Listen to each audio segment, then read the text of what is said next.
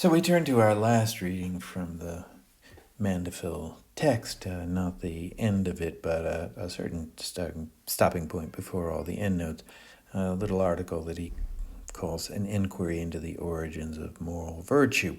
So he takes on this problem. Where does virtue come from? Common life depends on it. We need virtue to all live together. But where does it come from? He takes a look at this in a very modern way by looking at our nature, which means looking back in history to try to understand some point before social conventions, laws, rules, habits that artificially make different human beings different from each other. To try to look back before that happened to see what we are in our essence. So that's looking back to a state of nature, not ultimately for out of a historical curiosity what happened, or even completely caring what actually went on, but to try to look behind social distinctions in order to find the human essence, and then to understand this problem of virtue, to know how to produce it when we need it by understanding its character. We know that in life that the French are different from the Persians. They speak different languages, they behave in different ways. They look different because they dress themselves differently and do other artificial things to distinguish them. And in human life, these are very important. But Mandeville takes the early modern view. Important but not essential. So if we want to understand the creature, human being, then we should look back before this origin. And he begins with right away with this problem of virtue. So to look at the start of the article on page 14, just to read the first few lines. All untaught animals are solicitous only of pleasing themselves and naturally follow the bent of their own inclinations without considering the good or harm this will do to others. So, untaught animals. He takes the common view that human beings are animals, and that what makes us into human beings, are distinctive from all the other animals, radically different from every other animal, is that we're taught something.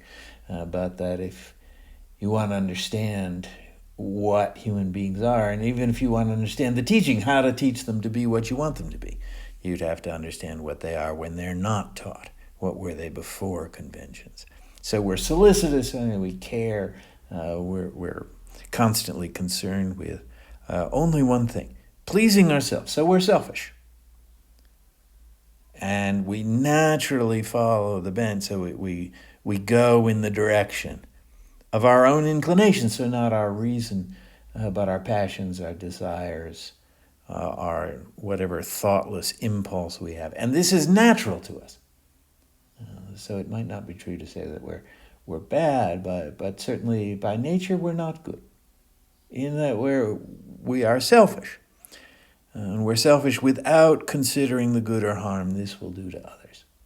So we do follow our own desires, and we don't have any interest naturally in what the desires for others. And if we look on page 16, left column, the bullet points, this fits exactly with his definitions of vice and virtue and puts our natural selves in the camp of vice. Vice, he says, is everything a man does to gratify any of his appetites without regard to the public. So, to follow our impulses, to be solicitous of our own inclinations, to gratify is to get some satisfaction, to please yourself, to get what you're after. Any appetite, without regard to the public. So we don't worry about the public appetites or the public good. And we don't care about it if that action, if caring about the public would show the faintest prospect, so it would have any likelihood, any possibility of being injurious to any member of society. or making man less serviceable to others. And so that's all that we don't mind if that happens. And that's what we call vice. So those are bad people who just do what's good for themselves. They're selfish without worrying what's good for others.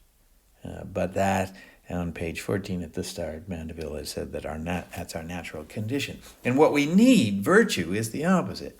Every performance by which a man, contrary to the impulse of nature, so virtue means overcoming what we are at bottom, what we really are, tries to benefit others or to conquer his own passions out of a rational wish to be good.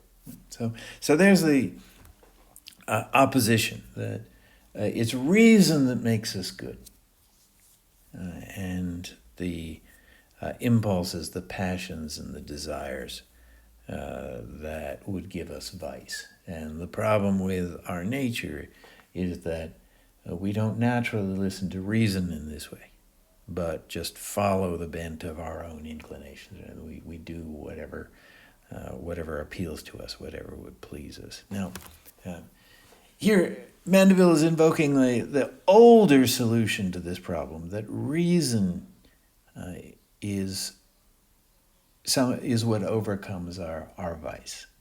And Mandeville will build up a more modern explanation, that it's one passion that overcomes the others. That the useful passion is our pride. It's not our reason, it's not an attachment to intellectual things. It's not because we are somehow pure philosophers that we give up vice and embrace virtue. That would mean being purely reasonable and not being susceptible to the impulses of our own desires, our inclinations. But that one of our impulses, at least in some people, is stronger than the others and subordinates the others. So this is a modern solution to the political problem. It's a modern conception of the problem. We are by nature not good, and we need to become good. That's the problem. And then a modern solution. We're bad because we're the playthings. We're under the control of our own passions. And we are taught to be good by cultivation of one master dominating passion, our pride, which puts the others underneath and makes them more useful. Then the view that Mandeville is arguing against, that it's reason that saves us from being vicious animals, unfit for community life. This view has a certain logic to it, which Mandeville rejects, but it's useful to understand the logic to see how his argument works. That view says that it's really reason that conquers our vices, and this is our ultimate nature. In a sense, our animal selves without reason is our nature, because everybody's got that. We have it sort of by default. We have it when we're children, so we have this earlier. And reason is a higher thing added on top. But by this older point of view, not Mandeville's, but by this older view, it's really reason that belongs to us and makes us what we are, because it's the thing that makes us distinctive among the animals. On this view, human beings are animals, but they're essentially different from others. And as with all kinds of animals, the thing that matters most is the thing that's distinctive to them. So birds can fly, and fish can swim, and that makes them what they are. But we can think, and that makes us what we are. So that's natural to us in the sense that it's the defining characteristic, and it's our highest and best thing. Best thing birds ever do is fly, and the best thing fish ever do is swim. But the best thing we ever do is think. And so that's natural to us, even though there's a side of us that keeps slipping into our lower nature. But that this reason is connected to our virtue in this way. I mean, if you have a group of 5 people and they have one pizza that they're all going to eat, it would be reason that would tell you how to divide the pizza so everybody gets what's right.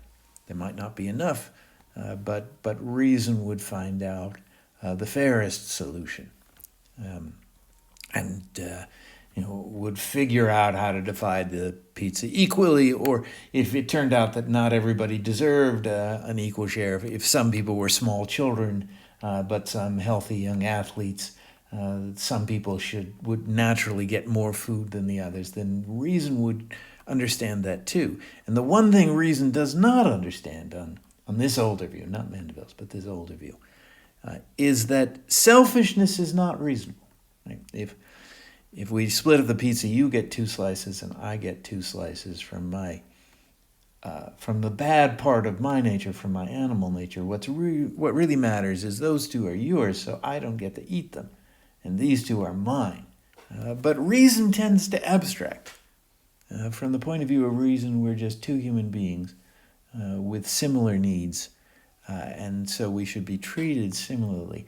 And that this is mine and that's yours doesn't enter into reasonable, into reason or any reasonable decision,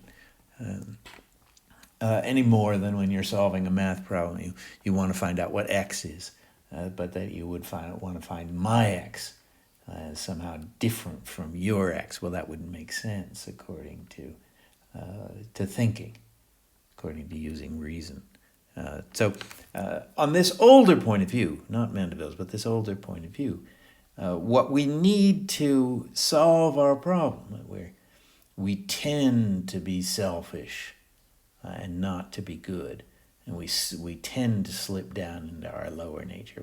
What needs to be done is to encourage and develop our higher nature, which is our truer nature, by this other view, so that reason will point out to us the virtuous thing to do, and that we will embrace it and do it. Now, Mandeville, as I keep reminding you, takes another view, and his view is that it's one passion that rules our that our attachment to reason is not strong enough. There may be some people who do it and are dominated by it. He mentions them here and there in the article. But the problem is, if those people do truly exist, there aren't enough of them to make a difference. And so something other than reason has to teach us what we need, because by our given nature, we don't have what we need for common life.